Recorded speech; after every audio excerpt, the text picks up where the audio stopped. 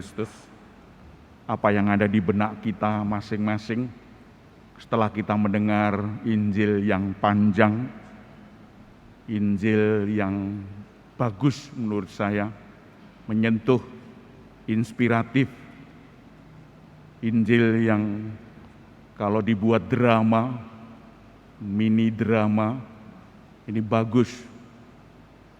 Sambil peran utama bapaknya mencak-mencak, sungguh suatu keindahan di dalamnya.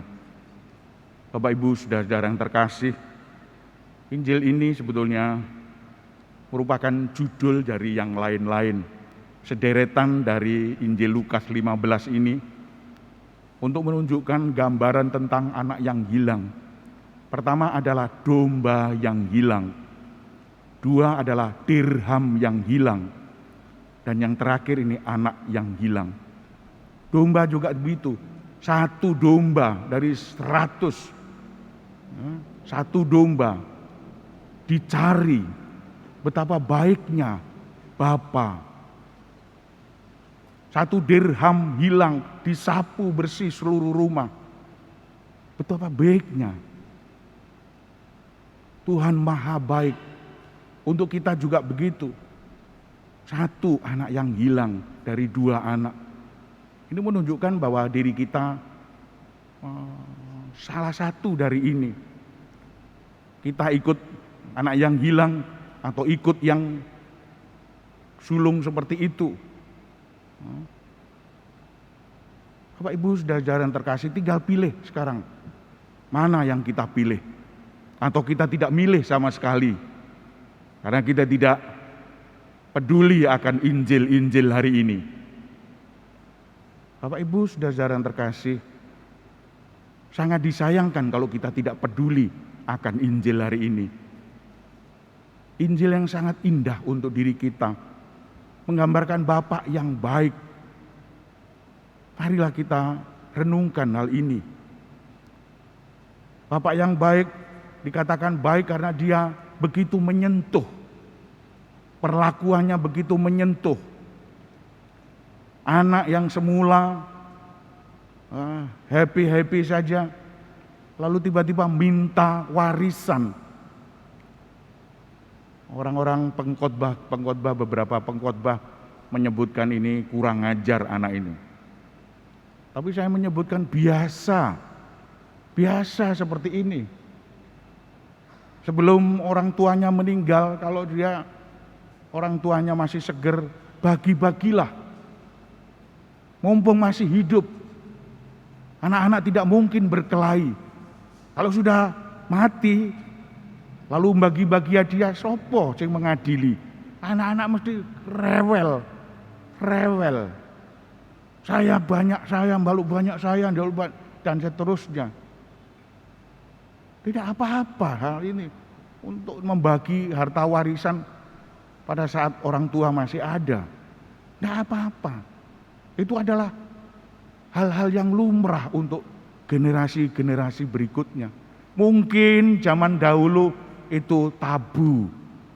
Tetapi ini pada kenyataannya saat ini harta menjadi bentrokan keluarga, harta menjadi bumerang. Oleh karena itu, mari kita ikuti apa saja sama-sama, saya kira. Bapak Ibu saudara-saudara yang terkasih, Bapak yang baik hati tadi betul-betul dibagikan. Lalu anak yang tidak karu-karuan ini menghambur-hamburkan. Anak ini menghabiskan di sana, katakan dengan pelacur-pelacur berfoya-foya. Lalu habis, lalu sadar. Kesadaran ini penting. Kesadaran ini dibuka dengan di rumah Bapakku begitu banyak orang upahan yang makan kenyang-kenyang, gemuk-gemuk. Saya ini enggak gemuk, cuma langsing. Gemuk-gemuk. Itu begitu. Lalu Bapak ini dia saya sadar bahwa ini adalah tidak baik bagi saya. Kalau saya mati kenyang enggak apa-apa, mati kelaparan, ampas babi, untuk menunjukkan bagaimana hinanya anak ini. Binatang babi itu hina di zaman itu. Oleh karena itu tidak layak untuk maka harus kembali. Kondisi yang di bawah nol semacam ini harus kembali. Sadar harus kembali. Memang kita diminta untuk kembali kepada Tuhan. Kalau kita tidak, kita akan seperti hal-hal yang itu tadi. Oleh karena itu Bapak Ibu, saudara-saudara yang terkasih, dengan kembalinya anak ini, lalu Bapak itu menyambut dengan sebaik-baiknya. Lihat Bapak yang baik, tergerak hatinya melihat anaknya dari jauh. Sudah tergerak hatinya. Ini Bapak yang baik. Dan untuk itu dia merangkul, mencium anak ini. Lalu dia mulai mengaturkan ngudo rasa. Apa yang diunek-unekkan? Bapak, saya tidak pantas. Saya menjadi pembantu Bapaknya. Saya tidak dihiraukan. Hei hamba-hamba, kenakanlah cincin pada jarinya, sepatu pada kakinya. Ambil lembu-lembu yang gemuk-gemuk itu. Itulah, itu menunjukkan kegemukan di sana, kemakmuran. Kemakmuran, memang makmur. Bapa yang baik itu seperti itu, makmur. Tidak memandang yang lainnya. Lalu yang kedua, anak yang sulung iri. Iri, nah, inilah iri. Saudara sama saudara kok iri. Tidak baik. Iri hati semacam itu. Oleh karena itu Bapak Ibu, kita tidak boleh iri dengan saudaranya sendiri. Saudaranya dipuja, mari kita. Maka dari itu soal perdagangan, kalau kita mempunyai toko lalu memperkerjakan anak-anak, seharusnya anak-anak itu digaji. Anak-anak harus digaji supaya semangat bergairah, diberi entah berapa saja. Jangan sampai tidak digaji, pokoknya lek njaluk, lek butuh kamu njaluk saja minta. Ya tidak minta-minta. Sungkan, masih dengan papanya tapi sungkan. Makan, minum, ya itu cuma itu tok. Tapi harus digaji supaya dia mempunyai uang, entah biar depakbung untuk ini, untuk itu, tapi untuk yang lain harus digaji. Kalau memang kita profesional terhadap anak-anak kita, ajarilah anak-anak profesional seperti itu. Supaya dia tidak iri, dia bisa membeli ini itu untuk teman-temannya, dan yang lain-lain. Oleh karena itu Bapak Ibu, Bapak yang baik sungguh mengerti akan perasaan anakku. Disebut anakku, bukan orang lain, disebut anakku. Kita harus berbahagia melihat adikmu yang kembali. Disebut adikmu. Kalau yang sulung tadi menyebut orang itu disebut orang itu. Dan di sini bapaknya menyebut adikmu. Itu satu kejelian dalam mengarang sebuah karangan seperti ini, menyentuh. Bapak Ibu, saudara-saudara yang terkasih, kita dididik untuk menghadirkan Allah yang berbelas kasih, Allah yang begitu dekat dengan diri kita, Allah yang tidak memihak. Dalam bacaan pertama tadi, Allah yang selalu menolong. Dalam padang gurun tidak diberi makna, mana tidak ada, akhirnya pun juga Allah turun tangan. Dalam bacaan kedua, Allah menjelma menjadi manusia dalam bentuk Yesus. Dan Yesus itulah tanpa salah dia disalib, dia dihukum mati untuk diri kita. Allah yang rela mati untuk kita. Dan apa balasan kita? Hanya melihat saja? Hanya domblong saja? Tidak.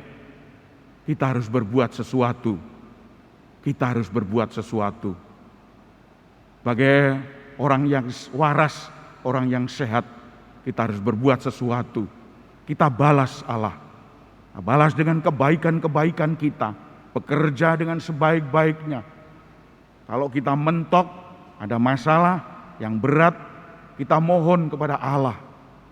Biarlah Allah yang turun tangan, ikut campur terhadap masalah kita. Bapak Ibu, saudara-saudara yang terkasih, banyak persoalan-persoalan yang kita hadapi. Tolong, mintalah bantuan Allah. Kalau kita hadapi dengan sendirinya, tidak bisa. Kita mencoba untuk mengatasinya, pasti masih ada. Allah yang berbuat ini pasti. Memang kita dituntut untuk sabar. Maka ada 3 hal yang perlu kita siapkan hari ini sebagai penutup renungan ini. Pertama adalah siap berdosa, tapi juga siap bangkit. Berdosa karena tidak bisa kita tidak berdosa. Manusia yang hidup di dunia pasti berdosa. Dosa itu merajalela. Kita bangun pagi tadi, aduh, angel, aduh ya apa ini. Janji-janji Tuhan, kita janji-janji banyak janji.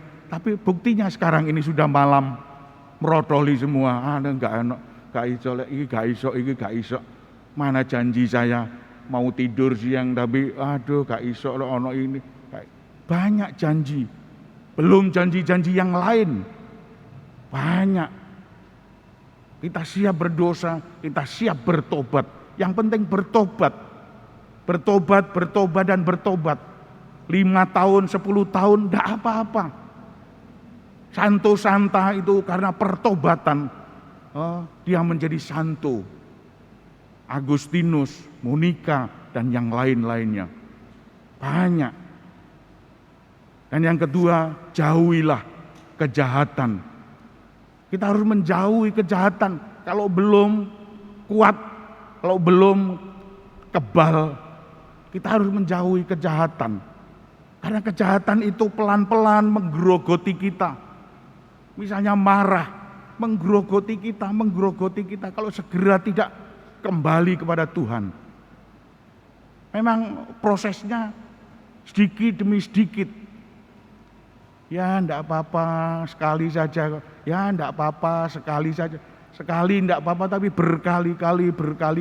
Kita hidup di sana komunitas yang bobrok itu puluhan tahun, maka sudah hal biasa, segojangan hal-hal seperti itu. Kalau tidak segera kembali bertobat.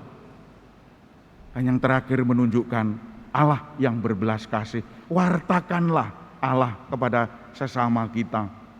Banyak orang yang ingin hidup baik. Mari kita rangkul. Saya juga ingin baik.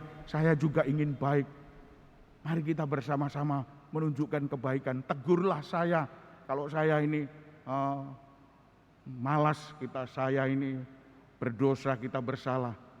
Kita lalai. Lalu jangan lupa kamu juga begitu, saya tegur. Dan yang lain-lain. Saling komunitas tegur menegur. Dulu ada fraternum. Apa itu? Ya itu. Komunitas itulah yang membangkitkan kita, yang menyemangati. Banyak orang yang mulai sadar akan hal ini. Bapak Ibu, saudara-saudara yang terkasih, marilah kita hening sejenak. Kita mohon kekuatan kepada Tuhan, agar Tuhan menganugerahkan rahmat pengampunan, rahmat belas kasih kepada diri kita, agar diri kita mampu untuk bertahan sampai akhir. Tuhan memberkati kita. Amin.